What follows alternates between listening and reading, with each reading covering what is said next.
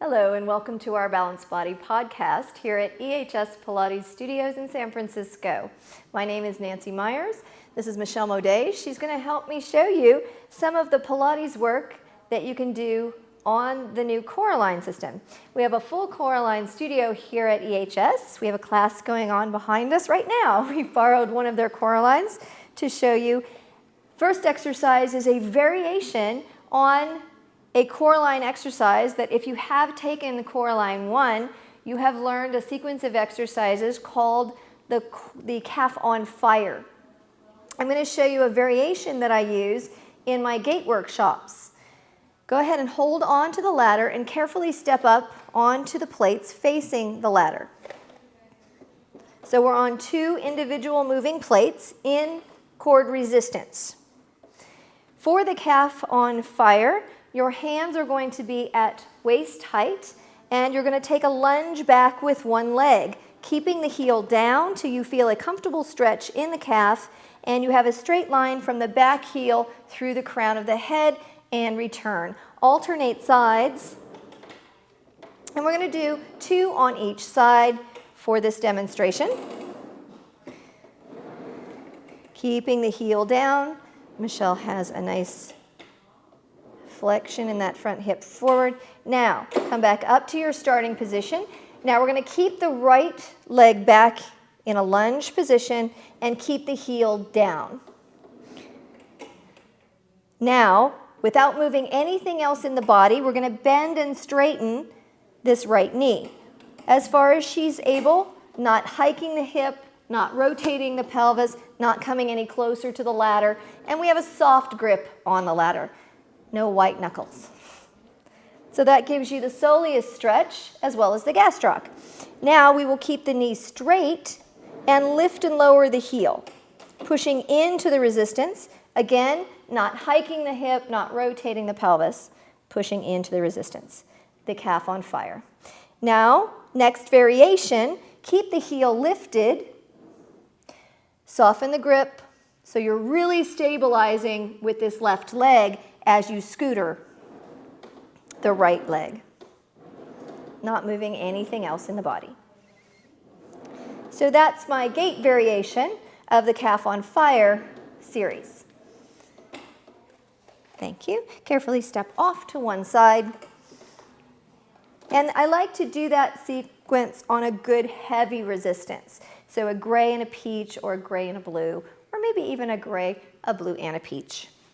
Now we're going to change the resistance to show you that you can do some Pilates on your CoreAlign. And these are some of the variations that I've developed to help incorporate the CoreAlign into an existing Pilates studio, showing that you can actually do some of your classic Pilates work on the CoreAlign, and some of the advantages having the individual plates. So I'm going to have you do the side splits on one peach on each cart, so that's a light resistance. You're going to hold on to the ladder, step up on the side platform first, and then we're going to place the left foot with the ball of the foot on one plate and the heel on the other. So now we get to utilize the split pedal. The first set I would like you to do just keeping the pedals moving at an equal rate. So if Michelle had an external rotation that she was trying to correct, you would see that front plate leading, and we would try and correct that. We could even differentiate weight on the plate in order to assist her in keeping that alignment. Now we want to utilize the split plate by taking it into an external rotation as you press the plate open, and then internally rotate to come back in. So now you can add that rotational component to your side splits. And the advantage, of course, doing this on the CoreAlign is you have a nice safe environment with the ladder being here and low to the ground. Carefully step off. And I'm going to add a little bit of resistance to this. So 2 peach, about a medium, or you could add a blue. And we're going to have you straddle the CoreAlign facing the ladder. Then you're going to come to sitting with one cheek on each pedal. You could always move the CoreAlign unit further away from the ladder if the client didn't have the flexibility in order to get down onto the plates. So we have Michelle seated with one sits bone on each cart, and feet will be up on the second dowel, balls of the feet on the bar.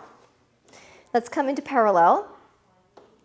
And we can use hands at your sides for assistance if needed on side of the plates in order to keep your upright posture. So as in stomach massage, we're trying to stay as upright as possible.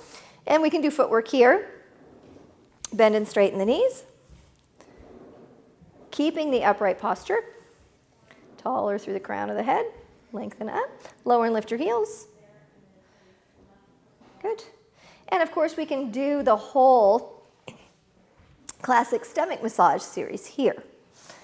Now place your feet on the bottom dowel, wide apart, bend your knees, and grab onto that second dowel. Here you're pulling yourself forward into a hip opener, and now extend the legs into your monkey. Similar to the monkey on the trap table. Bend the knees in, pulling yourself forward, and extend for your monkey. Now stay here, come up to sitting, tee the arms out to the side. Here we have twist and saw. Now, if Michelle did not keep her sits bones grounded when she goes into the rotation, she will lose the connection with the cart. If you could just demonstrate what that looks like. You get that very obvious tactile feedback that you're not keeping your sits bones grounded for the twist. Go ahead and bend the knees in. Turn around and face away from your ladder. I would like you to sit as close to the edge of the plates away from the ladder. Bring your feet inside the well, and then we're going to have you come to the outside rails here. Depending on shoulder flexibility, you're going to find a rail that feels comfortable. You may want to be inside or outside. But the main thing is when you go into your teaser position is that you keep the head framed between the arms. We don't want the arms to end up behind you and ribs splay. You're also going to be slightly lower angle than when you're doing teaser on the mat. So come into your balance point. Hands behind you. Now extend the legs, extend the arms, and here's your teaser. We still have the head framed between the arms, so she's slightly lower than on the mat. And then control that back in, bending the knees, coming to your upright position. Again, extend arms and legs into your teaser. And return. Now we're going to show you loaded at the other end of the CoreAlign. So each of the side plates open the same way. There's a lever, you press down, the side plates open. We're going to take all the resistance off and take the carts to the other end of the CoreAlign. I'm still going to have 2 peach on each cart. And we're going to take the handles down. Always making sure that you loop them to the inside of the ladder so that they're secure. So we're going to go from here inside. Then we're going to step into the well and sit down with one cheek on each pedal as close to the edge, closest to the ladder, as you can get so that you have a surface to imprint. As you go into your coccyx curl, you're pulling into the resistance of the plates, not using hamstrings or arms. So really trying to use that abdominal contraction to pull into the resistance of the carts.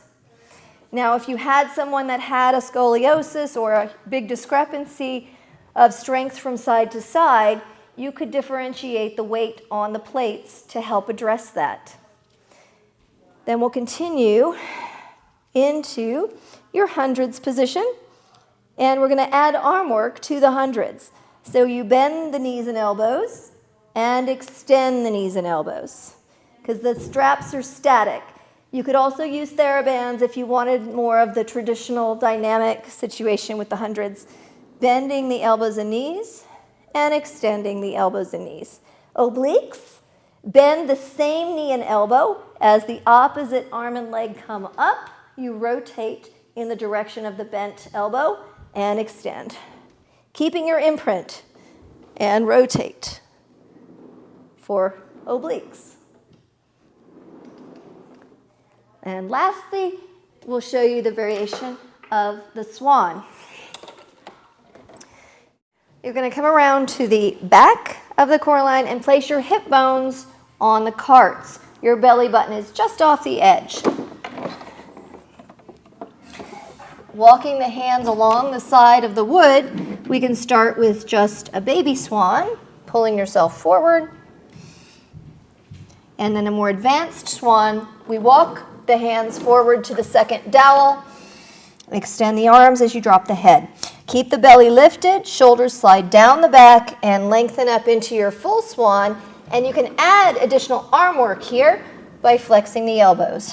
And release, shoulders down, lengthen and lift, adding that additional arm work to your extension. Walk your hands back along the sides of the wood. Press back into your rest position. And we can add some shoulder shrugs here while we're in your rest position. Pushing into the resistance and allowing the resistance to help facilitate the depression of the shoulder blades. There are also stopper blocks that you can attach to the top of your carts to push into, or just using the edge of your hand. Finishing with the Mermaid on the CoreAlign. You're going to be seated in the same position as you would for your classic Mermaid. Now we're going to add a rotation with one hand on each cart. Extend the arms, drop the head, keep the arms extended as you inhale, and lift tall from the breastbone. And exhale, extend down. Inhale as you lift. Now stay here. We're adding rotation to that thoracic spine in that Mermaid.